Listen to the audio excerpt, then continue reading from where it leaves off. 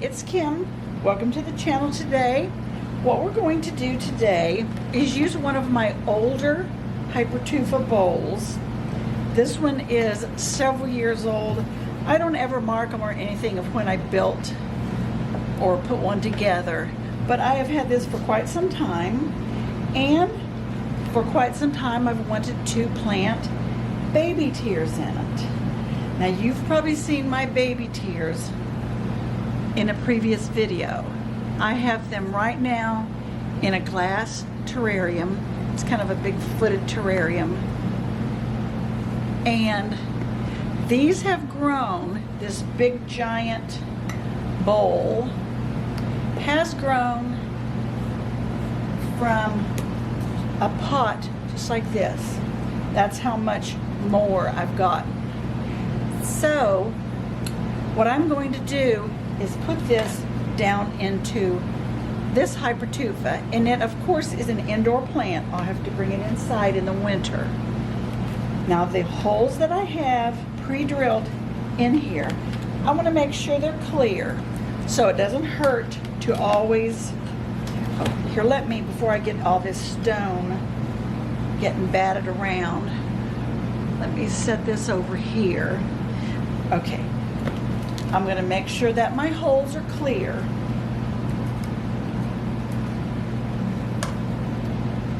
And these things do get blocked, so if you ever have a problem with your plants and do have drainage, always be sure to check that your holes are clear, because they can get plugged up with the soil. So for me, I'm going to put down a coffee filter, and then I have mixed my soil with a lot of poultry grit, and it is the cactus soil, cactus potting soil.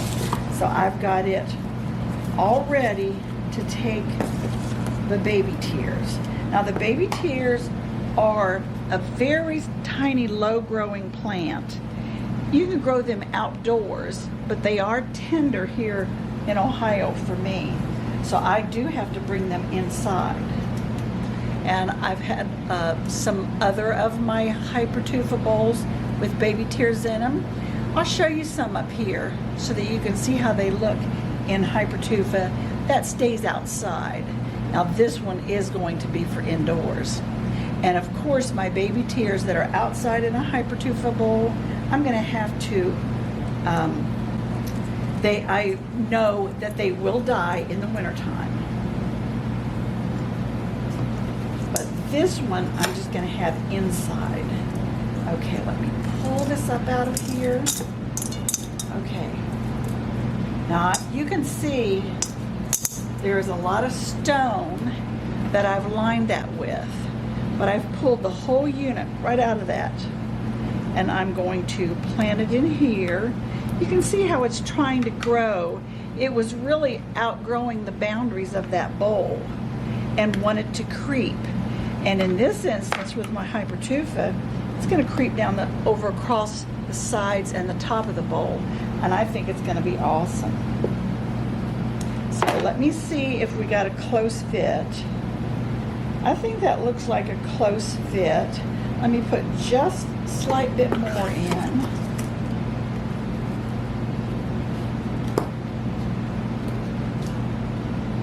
And let me kind of ridge it up around the sides.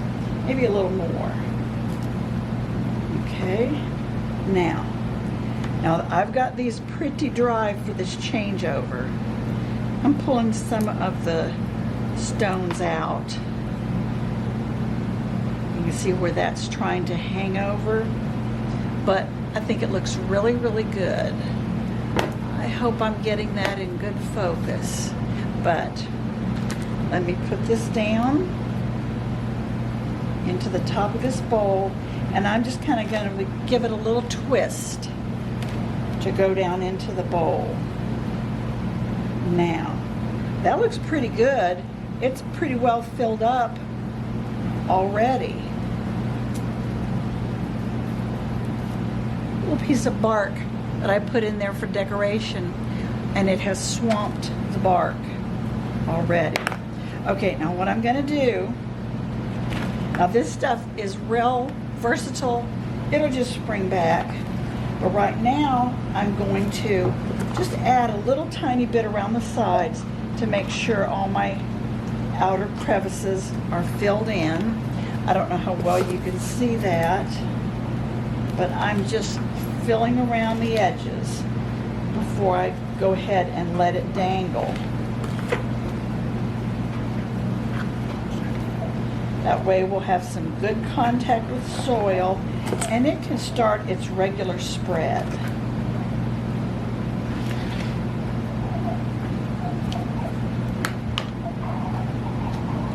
Okay. I'm sorry about that roar in the background.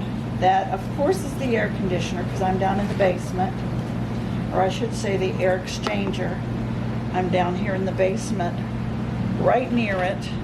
So it's extra noisy.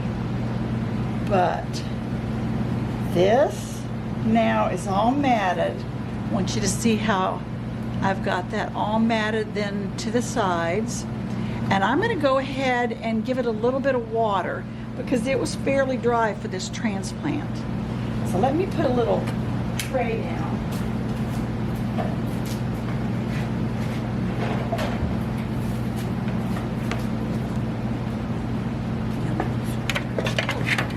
There. Oh. Got this tray here, so that will protect it. And here we go. Now I'm using my I'm using the pump sprayer because it gives me a nice little gentle spray, and that's what I'm going to use to do this spray. First of all, I'm just kind of clean the edges just a little bit. And then get a little more right down into the baby tears. And I'm sure they'll suck up this moisture real quickly. Now again, this is not a closed terrarium. I've had my experience with planting baby tears in a closed terrarium, and they need air circulation. So a closed terrarium is not good for them, at least in my experience. Now you may have a different experience with a closed terrarium and baby's tears, but that's what I've experienced. I had a mold problem, and I can show you my mold problem. There's a post about that back on the blog, and you can read about that. I did rescue it using cinnamon. So if you are anxious to hear about that, then check back on the blog. But this is really, really getting sprayed in.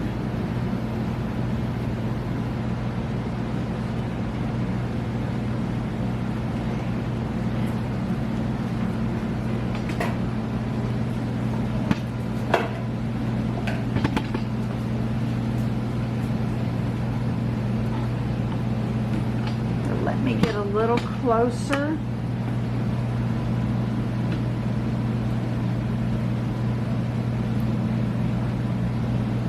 Here, let me go down just a little bit.